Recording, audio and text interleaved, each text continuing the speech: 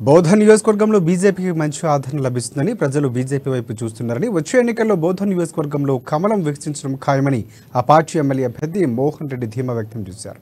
స్వయానా CM KCR కూతురు MLC కవిత సొంత నియోజకవర్గమైన బౌద్ధంలో ఎలాంటి అభివృద్ధి జరగలేదని, ఒక్కరికి కూడా ఉద్యోగం, డబుల్ బెడ్రూమ్ ఇండ్లు ఇచ్చిన పాపాన పోలేదని మండిపడ్డారు.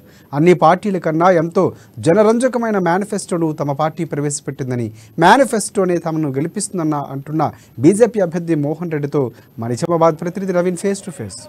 నిజామాబాద్ జిల్లా బోధ నియోజకవర్గంలో ఎన్నికల కోలాహలం మొదలవుతుంది. ముఖ్యంగా ఇటు నిజామాబాద్ జిల్లా బోధ నియోజకవర్గంలో బీజేపీ పార్టీ కూడా ప్రచారంలో ముందుకు దూసుకెళ్తున్న పరిస్థితి మొత్తం కనిపిస్తుంది. అయితే ప్రచారం ఎలా కొనసాగుతుంది మాట్లాడడానికి బీజేపీ అభ్యర్థి మోహన్ రెడ్డి గారు ఉన్నారు. అడిగి మరి చెప్పండి, ప్రచారం కొనసాగుతుంది. ప్రచారంలో ప్రజల నుండి ఎలా స్పందన ఎలా కొనసాగుతుంది, ఎలా ఉంది? ప్రజల స్పందన చాలా బాగుంది. ఈరోజు పొదంగల్ గ్రామంలో ఉన్నాము. ఈ పొదంగల్ గ్రామంలో ప్రజలందరూ కూడా ఇంటింటి నుంచి కూడా ప్రజలు రావడము, భారతీయ జనతా పార్టీకి మద్దతు తెలపాలని అందరూ కూడా ముక్త కంఠంతో ముందుకు వస్తూ ఉన్నారు. నిన్న భారతీయ జనతా పార్టీ మేనిఫెస్టో కూడా ప్రజలందరూ కూడా ఆకర్షితులవుతూ ఉన్నారు. ధాన్యానికి 3,100 రూపాయలు ఇవ్వడం, 10 లక్షల వరకు పేదలకు ఉచితంగా కార్పొరేట్ హాస్పిటల్లో వైద్యం చేయించడం, అదే రకంగా 4 సిలిండర్లు ఉజ్వల్లో ఎవరికైతే ఉన్నాయో 4 సిలిండర్లు ఉచితంగా ఇవ్వడం, డాక్రా మహిళలకు వడ్డీ లేనటువంటి రుణం కేవలం 1% వడ్డీతోటే రుణాలు ఇవ్వడం, అనేక రకాల పథకాలు భారతీయ జనతా పార్టీలో ఉన్నాయి. ఈ పథకాలన్నీ కూడా ఆకర్షితులు అవుతా ఉన్నారు. ఇప్పుడు ఉన్నటువంటి ప్రభుత్వం డబుల్ బెడ్రూమ్లు కట్టించక, రేషన్ కార్డులు ఇవ్వక, ఆసరా పెన్షన్లు ఇవ్వక, వితంతు పెన్షన్లు ఇవ్వక, వృద్ధాప్య పెన్షన్లు ఇవ్వక అన్ని వర్గాలను మోసం చేస్తూ ఉంది. యువతకు ఉద్యోగం లేదు. గతంలో నిరుద్యోగ వృత్తి స్థానాలు వృత్తి ఇవ్వలేదు. అదే రకంగా రైతులకు ₹1,00,000 రుణమాఫీ చేస్తూ ఉన్నారు. ఇప్పటి వరకు రుణమాఫీ కూడా చేయలేదు. ఈరోజు షకీల్ ఎక్కడ కూడా గ్రామాల్లో పర్యటించడం లేదు. ప్రజలందరూ కూడా గతంలో సుదర్శన్ రెడ్డికి 6 సార్లు ఓట్లేసి 3 సార్లు గెలిపించారు. షకీల్కు 3 సార్లు ఓట్లేస్తే 2 సార్లు గెలిపించారు. ఇప్పుడు అందరూ కూడా 2 పార్టీలను పక్కబెట్టి భారతీయ జనతా పార్టీ తరఫున మొట్టమొదటిసారిగా అసెంబ్లీ బరిలో పోటీ చేస్తున్నట్టు నాకు సంపూర్ణ మద్దతు తెలుపుతూ ఉన్నారు. తప్పకుండా భారతీయ జనతా పార్టీ బోధనలో జెండా ఎగరేస్తుంది. తప్పకుండా రాష్ట్రంలో భారతీయ జనతా పార్టీ అధికారంలోకి వస్తుంది. కేంద్రంలో భారతీయ జనతా పార్టీ అధికారంలోకి వస్తుంది. కేంద్రంలో రాష్ట్రంలో అధికారం వచ్చిన తర్వాత కేంద్ర ప్రభుత్వ నిధులతోటి రాష్ట్రంలో ఉన్నటువంటి అప్పులు కట్టుకుంటూ రాష్ట్రంలో సంక్షేమ పథకాలు కొనసాగిస్తూ ఇటు పేద ప్రజలకు, రైతులకు, అన్ని యువకులకు, అన్ని వర్గాలకు మేలు చేసే విధంగా భారతీయ జనతా పార్టీ పైన ఉంటుందని చెప్పి తెలియజేస్తా ఉన్నాను. ముఖ్యంగా చూసుకుంటే కాంగ్రెస్ పార్టీ సీనియర్ నాయకులు మాజీ మంత్రి బరిలో ఉన్నారు. మరోవైపు బీఆర్ఎస్ పార్టీ తరఫున 2 సార్లు ఎమ్మెల్యేగా ఉన్నటువంటి షకీల్ బరిలో ఉన్నారు. ఇద్దరిని ఎలా ఎదుర్కొంటారు? మీ ఫ్యూచర్ ప్లానింగ్ ఎలా ఉంటుంది? వీళ్ళిద్దరి మీద కూడా ప్రజల్లో చాలా వ్యతిరేకత ఉంది. గతంలో ఇప్పుడు ప్రస్తుత ఎమ్మెల్యే కానీ మాజీ శాసనసభ్యుడు కానీ ప్రజలకు అందుబాటులో లేరు. ప్రజలకు ఎక్కడ కూడా దగ్గర లేరు. వాళ్ళ మీద బాగా వ్యతిరేకత ఉంది. అందులో భారతీయ జనతా పార్టీ నరేంద్ర మోడీ గారి నాయకత్వంలో నడుస్తున్న భారతీయ జనతా పార్టీ ఈ కేంద్ర ప్రభుత్వం అధికారంలో ఉంది. భవిష్యత్తులో రాష్ట్రంలో కూడా అధికారంలోకి వస్తాం కాబట్టి, కేంద్రంలో భారతీయ జనతా పార్టీ అధికారంలో ఉంటుంది కాబట్టి అత్యధిక నిధులు కేంద్రం నుంచి రాష్ట్రానికి రావాలంటే Bharatiya Janata party double engine సర్కారే ఉండాలి.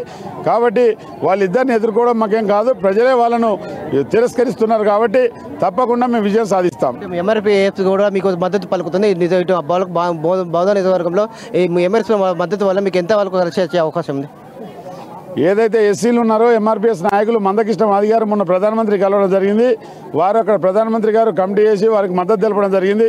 అదే రకంగా మా స్థానిక నాయకులు ఇక్కడ ఉన్నటువంటి గంగాధర్ గారు కానీ, రమేష్ కానీ వీళ్ళందరూ కూడా మాకు నైపేట మండలంలో మద్దతు ఇస్తూ ఉన్నారు. బోధన నియోజకవర్గంలో కూడా మద్దతు ఇస్తూ ఉన్నారు. తప్పకుండా వాళ్ళతోటి భారతీయ జనతా పార్టీ గెలుపు ఖాయమని చెప్పి తెలియజేస్తా ఉన్నాను. మీరు చెప్పండి, మీరు ప్రధానంగా అన్ని పార్టీలతో పాటు మీ పార్టీ కూడా మేనిఫెస్టో విడుదలైంది. ముఖ్యంగా అన్ని పార్టీలు కూడా సేమ్ మేనిఫెస్టో ప్రకారం మీది మీరు ప్రత్యేకత ఎలా ఉంటుంది? ఈరోజు ఎన్నికల్లో ప్రచారంలో భాగంగా 10వ రోజు ఉన్నాం. బోధన నియోజకవర్గం మొత్తం గ్రామానికి తిరుగుతున్నాం. గ్రామంలో సమస్యలని తెలుసుకుంటున్నాం. ఇక మేనిఫెస్టో విషయానికి వస్తే, నిన్ననే విడుదలైన మేనిఫెస్టోలో అద్భుతంగా మేము ఏదైతే డిమాండ్ పెట్టామో, పార్టీని కోరామో, ఇక్కడ నుండి ఏదైతే పసుపు బోర్డు బాండ్ పేపర్ రాసి పసుపు బోర్డు ఎట్లా అయితే వచ్చిందో అట్లనే నిజాం షుగర్ ఫ్యాక్టరీని కూడా తప్పకుండా తెరిపించాలని చెప్పి ఇక్కడ బోధన నియోజకవర్గ నాయకులు ఎంపీ గారు రాష్ట్ర పార్టీ కేంద్ర పార్టీకి తెలియజేయడం జరిగింది. మా యొక్క కోరికకు అనుగుణంగా, బోధన నియోజకవర్గ ప్రజల ఆకాంక్షకు అనుగుణంగా తప్పకుండా నిన్న వచ్చిన మేనిఫెస్టోలో నిజాం షుగర్ ఫ్యాక్టరీని పునరుద్ధరిస్తాం, ఎథనాల్ ఫ్యాక్టరీగా మారుస్తాం, బరాబర్గా ఓపెన్ చేస్తామని చెప్పడం జరిగింది.